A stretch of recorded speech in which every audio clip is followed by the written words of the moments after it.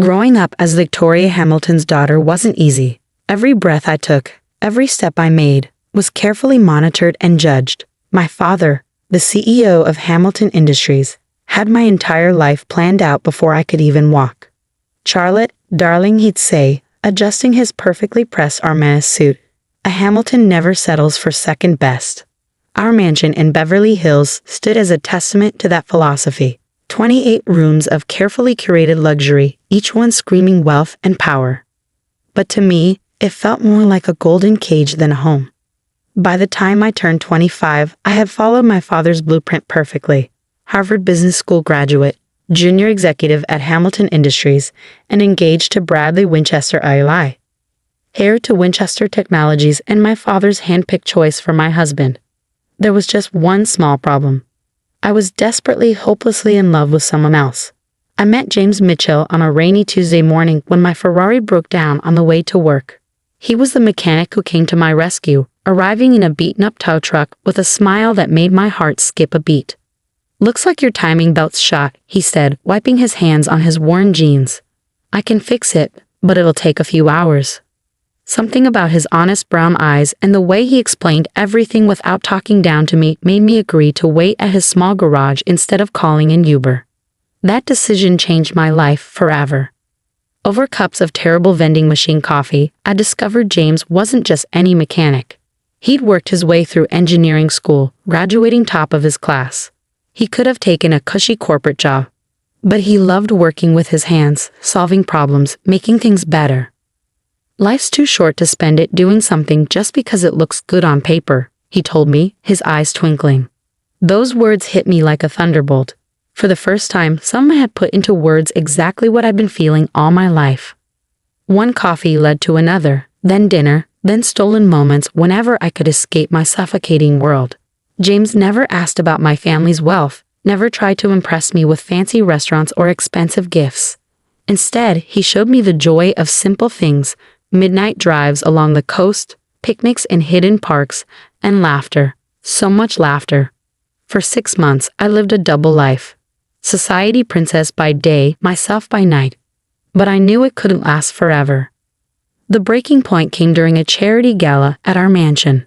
Bradley was droning on about merger strategies to anyone who would listen, while my mother paraded me around like a prized thoroughbred. "Charlotte will be taking over the East Coast operations after the wedding," she'd announced to yet another group of socialites. The Winchesters and Hamiltons. Imagine the possibilities. I felt like I was suffocating. Excusing myself, I fled to the garden, my trembling fingers already dialing James's number. "I can't do this anymore," I whispered into the phone, tears streaming down my face. "I can't marry Bradley. I can't be who they want me to be." James was silent for a moment before speaking. "Then don't be. Be who you are, Charlotte. That's the person I fell in love with." That night changed everything. The next morning, I walked into my father's study, my heart pounding but my resolve firm. "Daddy, I need to tell you something." My voice shook slightly. "I can't marry Bradley. I'm in love with someone else." The explosion that followed was nuclear. My father's face turned purple as I explained about James, about wanting a different life than the one he planned. "A mechanic?" he roared, his fist slamming onto his mahogany desk. "My daughter, a Hamilton, in love with a grease monkey. He's an engineer, Daddy, and he's brilliant. If you just meet him." "Absolutely not." My father's voice could have shattered glass.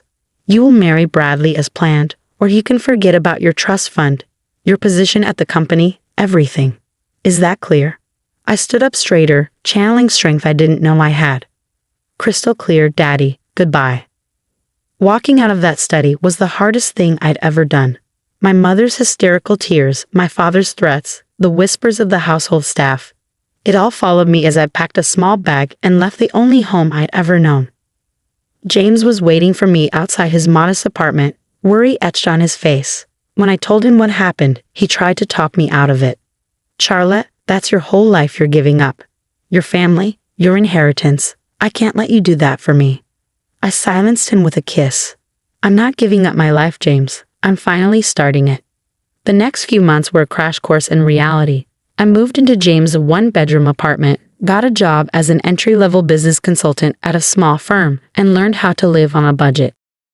It wasn't easy, but for the first time in my life, I felt free. My parents' attempts to bring me to my senses ranged from emotional manipulation to outright threats. They froze my accounts, canceled my credit cards, and even tried to get me fired from my new job. But with each obstacle, James and I grew stronger together. When we decided to get married, we planned a simple ceremony in a local park. No designer dress, no society photographers, just us and a few close friends. The morning of the wedding, I received a text from my mother. "Your father and I will be attending. One last chance to fix this mistake." My heart raced as I showed James the message. He squeezed my hand. "It's your call, love. Whatever you want." I wanted them there. Despite everything, they were still my parents. So when I walked down the makeshift aisle in my simple white dress from a department store, my eyes instantly found them standing at the back. My father looked like he'd swallowed something sour, while my mother dabbed at her eyes with a monogrammed handkerchief. Neither moved to join the ceremony. During the reception, a casual barbecue in the park, they made their final play. "Charlotte, darling," my mother's voice dripped with desperation. "It's not too late. Bradley would still take you back. Think about what you're throwing away." My father cut straight to the point. "This is your last chance, young lady. Stay with this person, and you'll never see a penny of your inheritance. Is that what you want? To live in poverty?" I looked at James, who was chatting and laughing with our friends, completely at ease in his rented suit. Then I looked at my parents, trapped in their world of wealth and expectations. "What I want," I said clearly, "is to be happy. James makes me happy. If you can't understand that, then maybe we don't need your money, or you, in our lives." My father's face turned that dangerous shade of purple again. "You're an daughter of mine," he spat, turning on his heel. My mother hesitated for a moment, then hurried after him. As they stormed away, James appeared at my side, wrapping an arm around my waist. "You okay?" I leaned into him, watching my past walk away. Never better. That was 6 months ago. We settled into our life together, working hard, loving harder. James continued at his garage while taking night classes for his master's degree. I threw myself into my consulting work, building my own client base.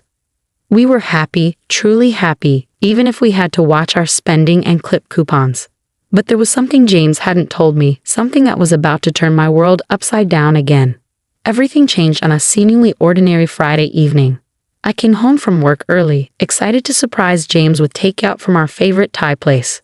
But our apartment was empty, with a hastily scribbled note on the counter. "Working late at the garage. Love you." It wasn't unusual for James to work late, but something felt different. Lately, he'd been distracted, taking mysterious phone calls and working odd hours. A knot formed in my stomach as my mind wandered to dark places. Was history repeating itself? Was I about to lose everything again? Unable to sit still, I decided to bring dinner to him at the garage. But when I pulled up, the place was dark.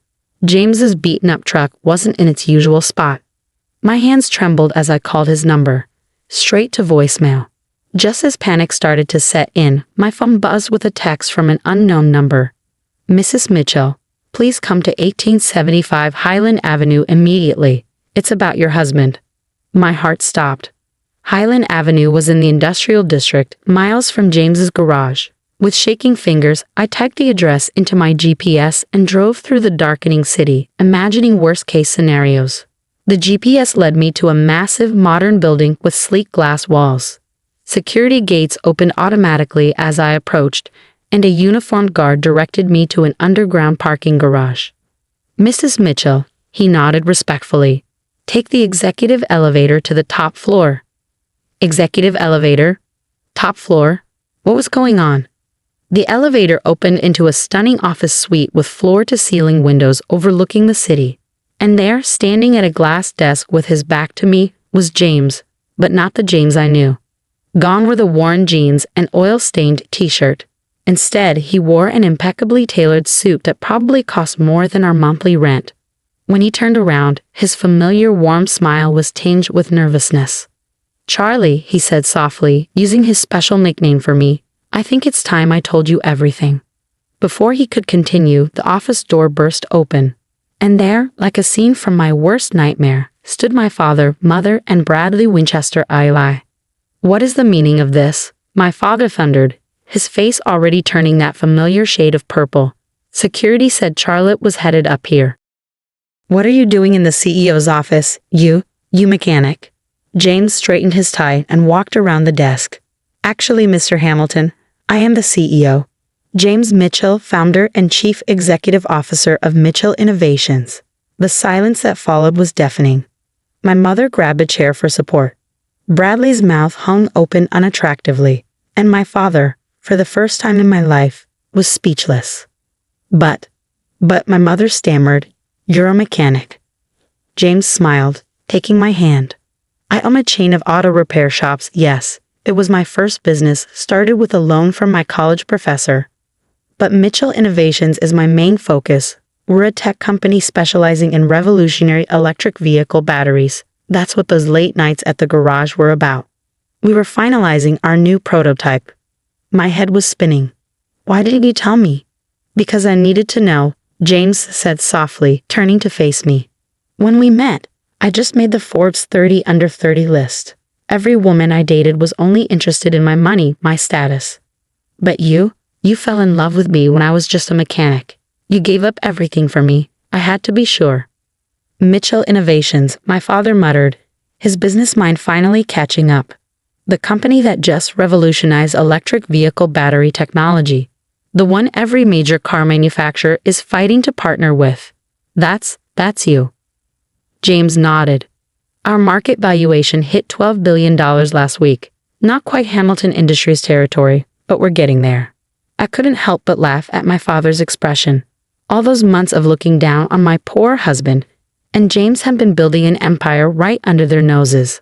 "And now," James continued, his voice taking on a sharper edge, "I'd like to discuss how you treated your daughter. The woman who, by the way, just became one of the largest shareholders in Mitchell Innovations when she married me." My father's face paled. Hamilton Industries had been trying to break into the electric vehicle market for years. Having a connection to Mitchell Innovations would have been a game changer. "Now see here," my father blustered, trying to regain control. "We were just looking out for Charlotte's best interests." "By disarming her?" James's voice was steel wrapped in silk. "By trying to get her fired? By making her cry herself to sleep for weeks?" "Daddy," I finally found my voice, "you always taught me that Hamiltons never settle for second best." Well, I didn't. I married the most brilliant, kind, and successful man I've ever known. And I did it without knowing about any of this. "Charlotte, sweetheart," my mother stepped forward, arms outstretched. "We were wrong. We see that now. Please come home." I looked around the magnificent office, then at James, my wonderful husband who had let me find my own way, support myself, grow stronger. "I am home, Mom, but if you want to be part of our lives, you'll have to accept us on our terms. No more manipulation. No more control." My father looked like he was choking on something particularly unpleasant. "And what about Hamilton Industries?" James smiled. "Well, sir, we've actually had several offers from your competitors for exclusive partnerships. But I thought, given the family connection, we might consider a different arrangement, if you're interested in discussing it, as equals." The next hour was surreal. My father and James talked business while my mother fussed over my terrible apartment and insisted we move into a proper home. Bradley had slunk away somewhere, probably to lick his wounds. Later that night, back in our small apartment, I finally asked James the question that had been burning in my mind. "Why keep working at the garage? Why live like this when you have billions?" James pulled me close. "The garage keeps me grounded, reminds me where I started. And this apartment, these months with you, they've been the happiest of my life. We made it ours together, without any silver spoons or trust funds." Tears welled in my eyes. "I love you, you sneaky billionaire." He laughed. "I love you too, you runaway Harris." Life changed after that night, but not in the ways people might expect. We did move, but into a modest house we chose together. I joined Mitchell Innovations as head of their charitable foundation, using our resources to help other young entrepreneurs. James still spends time at his original garage, teaching mechanical skills to underprivileged youth. My parents, well, they're trying. Mom still makes not-so-subtle hints about grandchildren needing trust funds, but Dad has developed a genuine respect for James. Their weekly business meetings often turn into lengthy discussions about everything from classic cars to philosophy. As for me, I finally understood what James meant about life being too short to live it on paper. Sometimes the best things come disguised as broken down Ferraris and coffee from vending machines. But the best part?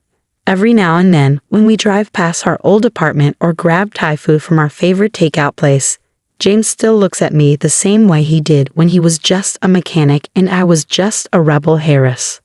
Because in the end, love doesn't care about bank accounts or business empires. It cares about who you are when everything else is stripped away. And we're simply Charlotte and James, a mechanic and a runaway heiress who found something better than billions. We found each other.